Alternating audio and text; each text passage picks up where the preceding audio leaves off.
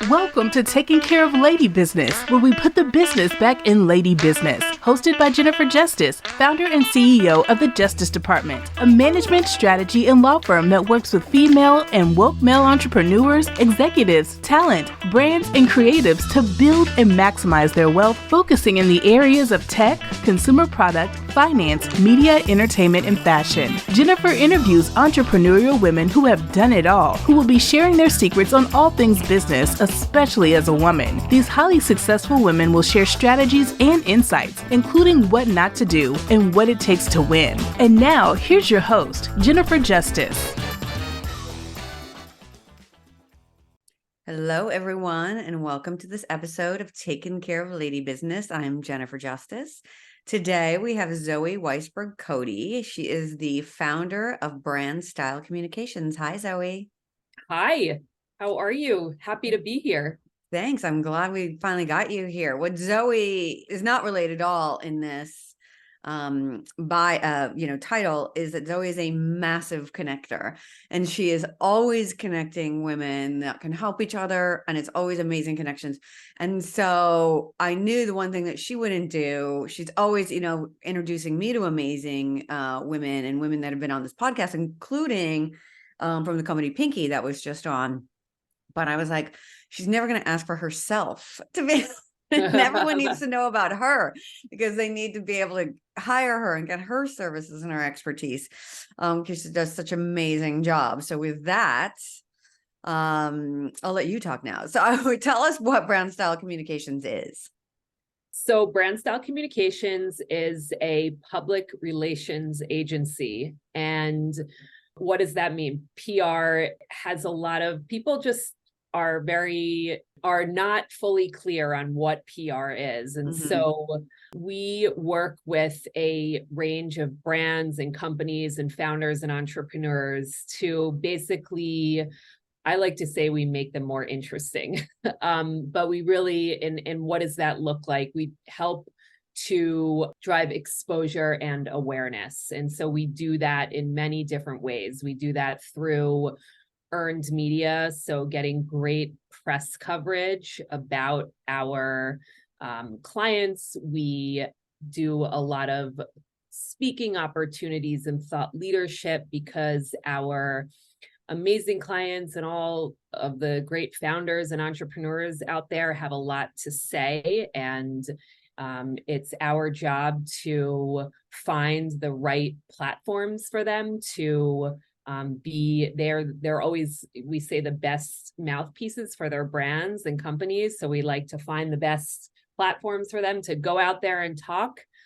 And we also come up with lots of really interesting, exciting, relevant, strategic partnerships and activations and initiatives that make sense for all sorts of brands and companies, from venture-backed, digitally native consumer brands to technology companies and everything else in between.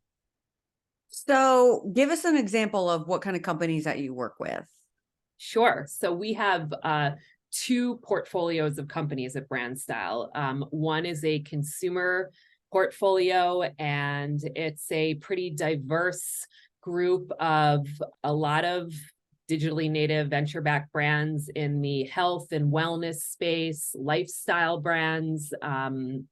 We really work with a range of consumer-facing products. Most of them have really, I would say the commonality between them is that they have really dynamic stakeholders behind them. So great founders and entrepreneurs who have a real story to tell about the concept that they've developed. I don't love the word disruptive, but usually they are, products and ideas that are coming into the market and are providing a solution, serving up a solution to the end user that is different from before. And then, so that's our consumer portfolio. And then our tech portfolio are, a several very high profile technology companies in the supply chain and logistics space.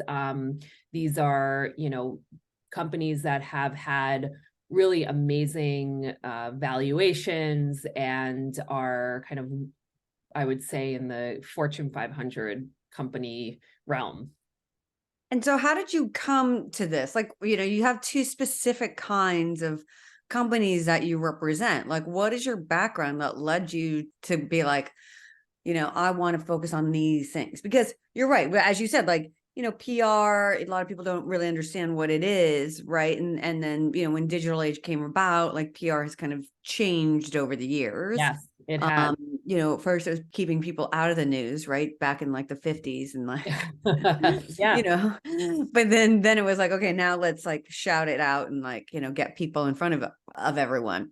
So like, how did you get here? And then we're going to go back to some of your clients, et cetera. Yeah. So that's a great question. And so I actually have the most, I would say, boring trajectory of I'm not doing a good job at giving my career background a good PR, but I went to a communication school. I graduated and majored in PR. I had PR internships. I worked for some of the biggest PR agencies in New York. I had one in-house PR job, and then I started Brandstyle when I figured, I was young enough that I didn't know the challenges of owning a business. So I think that's kind of, leap in the net will appear. And so I had the relationships and a lot of contacts, and I started the agency. But to answer your question about, the kind of diverse portfolio that we have of both consumer and tech companies, everything from skincare and puberty companies to, as I said, warehouse robotics. How does that all match? I was lucky to work for a lot of great PR agencies in New York City before I started Brandstyle. And for some reason, at every agency that I was at, I always got the most. I was given like the really random accounts, or the ones that it seemed like nobody else wanted to work on, or, I wasn't the like fashion person. I wasn't the beauty person or that just worked on those types. So I really kind of, at the time it was really challenging because I was always like, what am I going to do with this company? How am I, even if it was totally out of my comfort zone.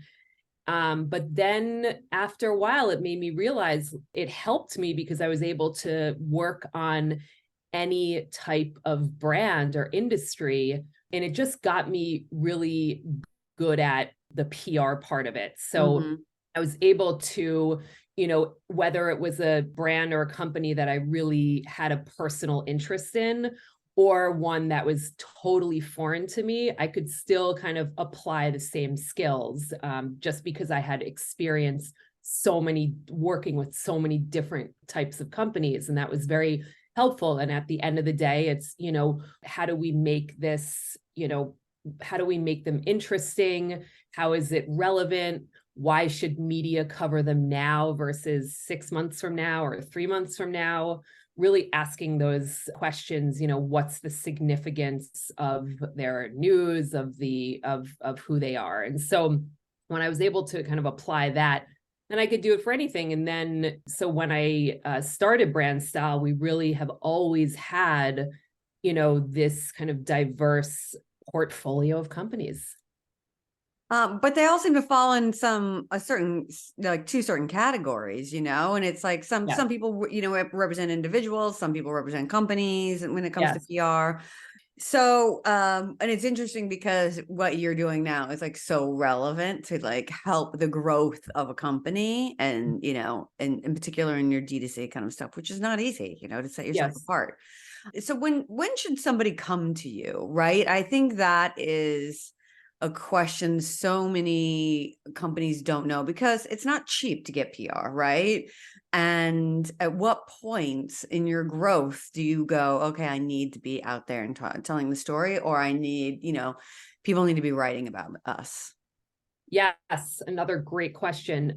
So, there's a lot of moments that happen for a company that are significant, and PR is a very is an important tool to kind of amplify and be the mouthpiece for messages. So, and this could be, an early stage kind of startup. Usually PR for them is either, when they have a funding announcement, or they're coming to market and they really need a partner to help them kind of nail their narrative. So what they're going to say about the company themselves in the news, and really kind of help to guide and shape that story and grow and evolve it. So to answer your question, for, early stage kind of startups, I would say before the company launches would be the most ideal time, because you really you have one chance to kind of come out of the gate, and you want to say the right things at the right time. The art of PR is very much about the prioritization of the message. So you don't have to say everything all at once. You do want to kind of be strategic about the information that you put out there, and when you put it out there, and how you talk about it. And it's very much like, we like to really think about it as like guiding and shaping the message.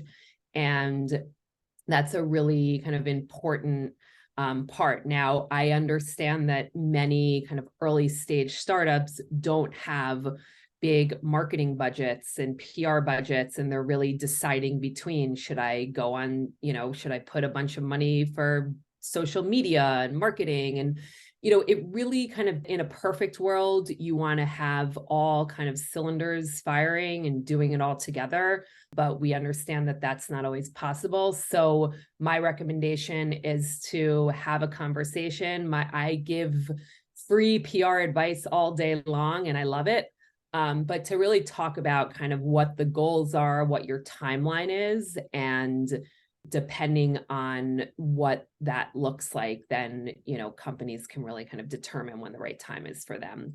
And then on the flip side, for a larger company that's been around for a while, there's many kind of events that would be appropriate for PR. So it's everything from, if there's a kind of a rebrand or a new message they want to put out there, or they have specific news or an announcement that they want to kind of amplify in a different way. Those are all great opportunities for PR.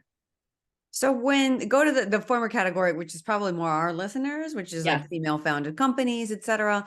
And I think you said in the beginning, it's mostly venture backed, right? So that they have the money, at least to pay you, because that's a big, issue, right? Being able to like have enough money to even hire someone like you to do it. So, but what's the typical time frame though to get it up, right? A lot of people expect really fast results, but it's not always that easy, including like lead times, et cetera, for press and booking.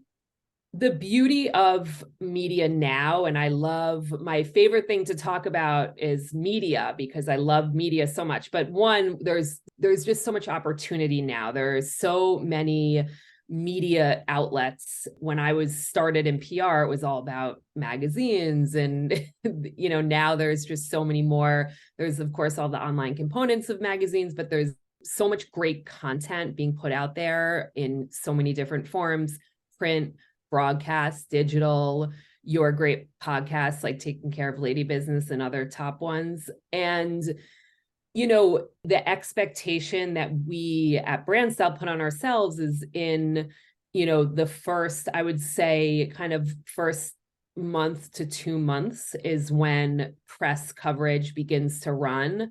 But that's when we have a little bit of a lead time in terms of, being able to gather all the information, kind of process it, and do the work. And so that usually, takes a month before we put it out to press. So in a perfect world, most entrepreneur founded startups and companies, it usually takes between a month and 2 months, I would say, to see press coverage run. Right. Okay. All right. Well, that is a great marker for people who are listening and understanding exactly what they should be expecting. Well, what about, I have a question about, when we see this a lot in female founders, I don't see it as much in male founders, founded companies, putting yourself out there as the brand, and putting yourself out there, all the time in press as an individual versus the brand. Do you know what I'm saying? I do. And what are your thoughts on that? Putting yourself out there versus the brand. So as the founder, Yeah. and you don't see it as much in male founded brands as female founded brands. Not really. I mean, Yeah. they get, you know what I mean? It's like, you keep hearing, it's like, oh, I need to build my personal brand, but you're also building a company. So when people are investing in you, they're investing in the brand, not not you personally as the CEO who should be running the company. Well, I'm asking your opinion on it. You know what I mean?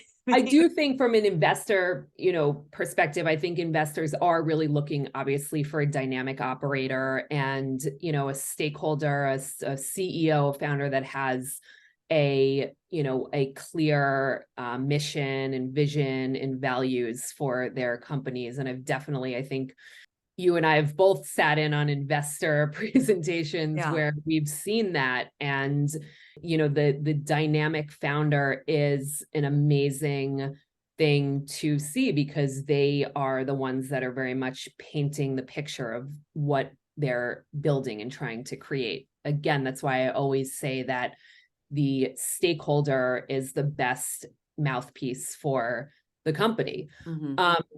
I think, I don't know if it's really I hear you that female founders might put themselves forth more than male founders or kind of be a part of the brand. I don't know if that's, I'd have to really look if that's fully the case. I mean, I think that there was a time where a lot of brands were, and this is probably in the past 5 years, were very focused on the founder story over, they led with the founder story over the solution that they were providing or the product. Yeah. And so from a media perspective, from the press coverage that you'd see around the company was founder led. And I think that is definitely evolving a little bit now, that the founder is still a very important part of the story, but the consumer also wants to understand what the product, how is this product really different? How is it going to make a difference in my life? And beyond just that, the packaging is really great or the branding is really good, is this a product that I can, count on and go back to? And so that part has to be in it as well. I love a founder story. And like I said, I do believe that it really does kind of help the brand, help communicate the brand. And today's consumer is they want that emotional connection with a brand, and whether that's for a cause that they believe in or, there's many reasons why people purchase products and things. And so that emotional connection with the brand, with the founder, definitely counts for a lot. But I would say that now compared to 5 years ago, it's not as founder led. It's also about the company and the products. Yeah.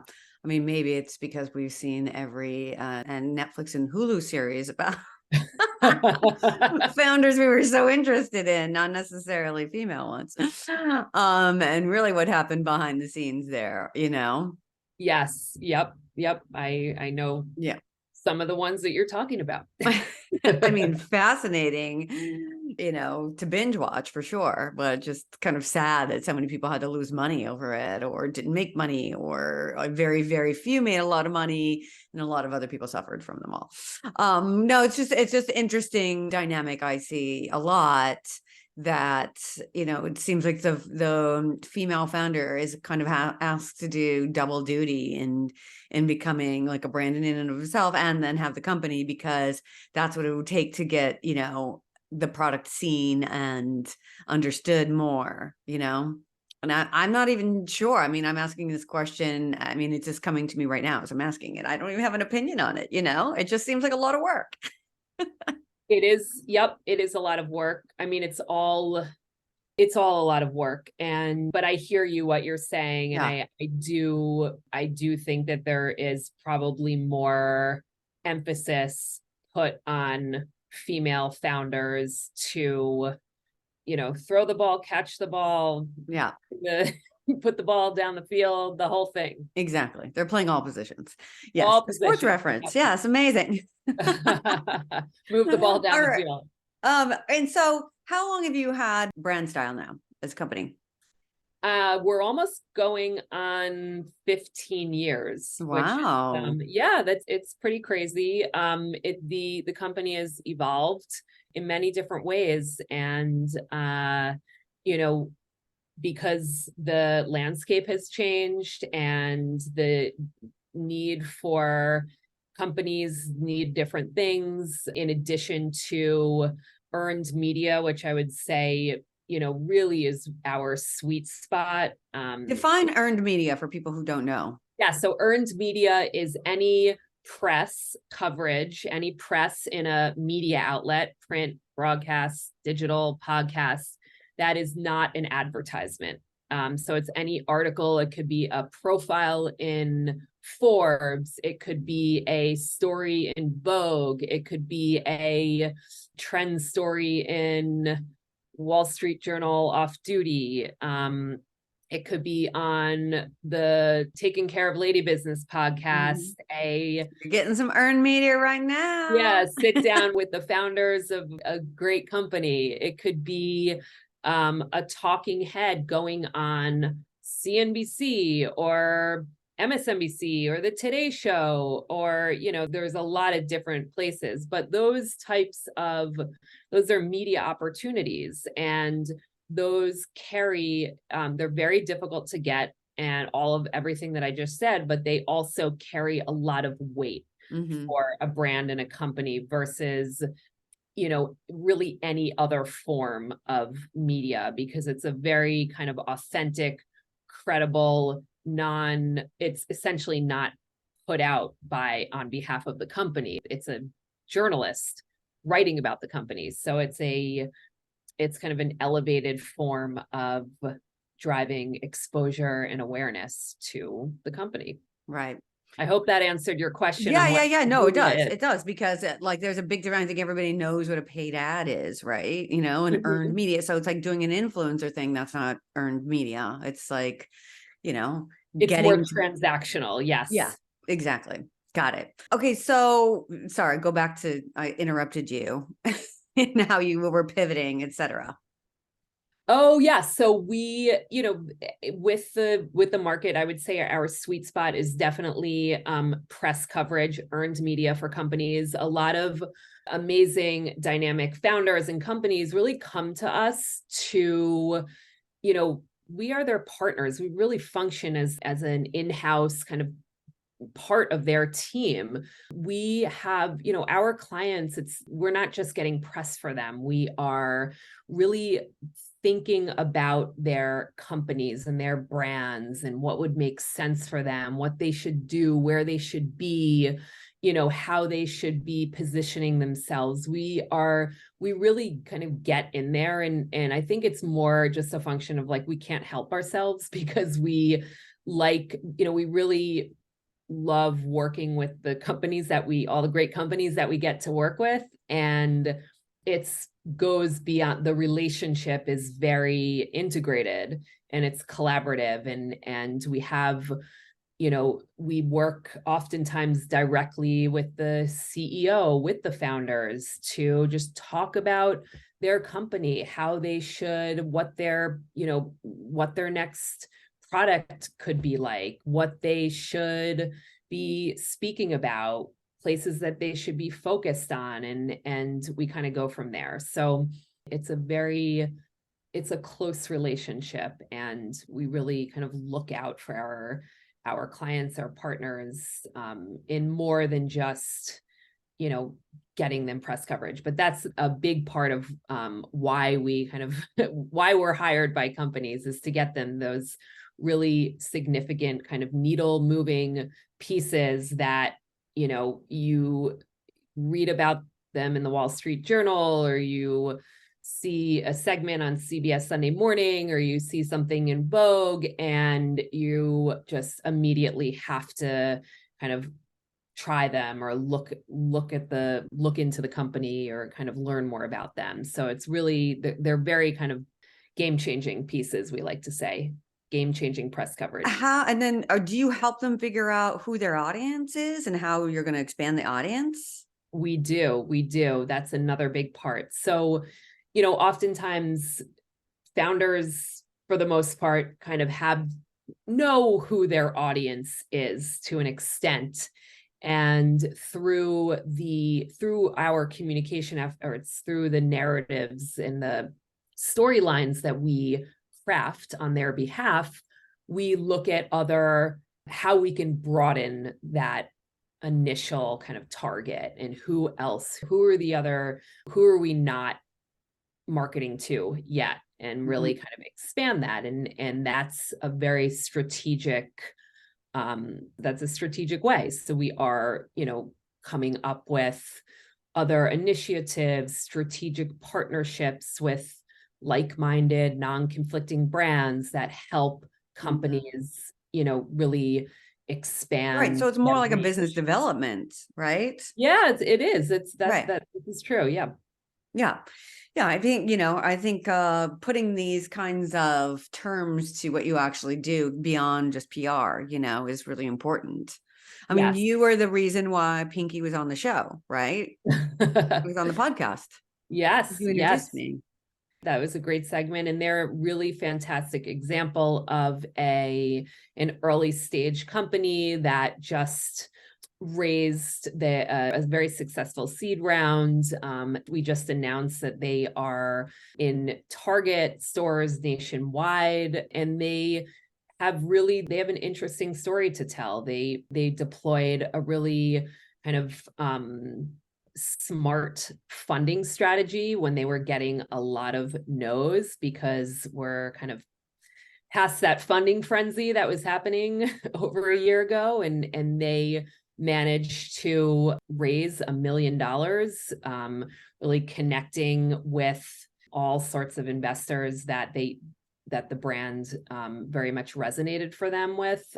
They also deployed a really strategic dish sampling strategy before they were in Targets at New York City schools, which was very smart. They've just really done, any kind of, and listen, I think, any founder that's hearing this understands that there's an obstacle every day. And, we like to look at challenges as opportunities, and they were tied to Silicon Valley Bank. They have had every single challenge, and they have done a fantastic job at, really working through every obstacle and just moving forward, putting one foot in front of the other. And I really see that with founders, all the founders that we get to work with and talk to, the difference between the companies that are, really grow and evolve and go on to do great things, are everybody is a hard worker. Everybody is, kind of invested in the company, but the ones that really just continue to believe and stay true to the vision and stay focused, are the ones that, even with, all of the obstacles, and we recognize there's always something, and it's hard. It's very challenging, especially in a landscape like today's, especially being a female founder, even before the kind of the market is now, there was, female founders were getting a lot less funding than male founded companies. I mean, and that's true. I mean, Yeah. that's never changed over the history Yeah. of time. And I Yes, think of we need course. to stop trying to change it and just accept that fact and look to other resources for money, including each other. Because if Yeah. only 2 to 3% are getting it and only have gotten it since we've been tracking it the last 10 years, then why would we think it's going to do any different? And so we just need to look at alternative sources of money, really, but it's true. It's like the ones who are like, what, I know what I'm building is important, and I don't care how many no's I hear and how many stumbling blocks I have. I have to keep moving and keep it moving forward, or it's never, it's like, it's just going to fall apart and it'll be my fault, for doing it. So it's like, we just got to keep it moving no Just keep matter it what, because moving. there's a million people who don't want it, are going to tell you why it won't work, right? Or why it's not important. Exactly. But yeah, that's awesome. So along Pinky's journey, when did you guys come in, before or after the raise? Before we came in, before we really helped them kind of lay the groundwork and get their concept out into the market. So talk about, how the product is differentiated, how the founders really, came up with this idea and developed it, and, what the future, what's in store. So there was definitely, we had some time before they raised, which that was a, beautiful thing. Well, I mean, that helps too, right? Because if you Yeah. can get out there and you can kind of set the tone and make sure that you have an MVP out there and that you're making money, then when you do finally raise money, you have more leverage. If women are forced to do that, that only helps in the long run, Yes, we have to build each other up, and we're all in it to win it. And all those other sayings. I Yes. love it. Well, I'm just looking at time and I realize that we are over already, and I'm sorry, but it was fascinating to talk to you. And I love hearing how you're helping build these brands, and they're all so amazing, and you're such an amazing connector. But over the years, we've all gotten bad advice. And so our final question, I'm going to ask you, what is the worst advice you've ever received? To not start my company. Yeah, of course. And why did you get that advice? I got that advice. It was during a time when it was, recession. It must have been, it was like 2008, 2009, around there. It was just not a great financial market. And I could have gotten another job, but didn't listen to, I think that the most important thing is to really listen to that inner voice, and just stay focused on that. Don't worry about what everybody else is saying and what you should be doing or what you think. It's really listening to what feels right, and focus on that, and just, as I said earlier, leap and the net will appear. I love it. I love it. Thank you so much. If people want to find you in Brandstyle, how do they find you? And then they can find all your amazing companies as well. Thank you. This was so much fun. And during our conversation, I actually thought of somebody else to connect you with who would be great for the show. Love it. So everyone can follow us on Instagram at Brandstyle, and we're brandstyle.com, BRANDSTYLE. And we look forward to connecting.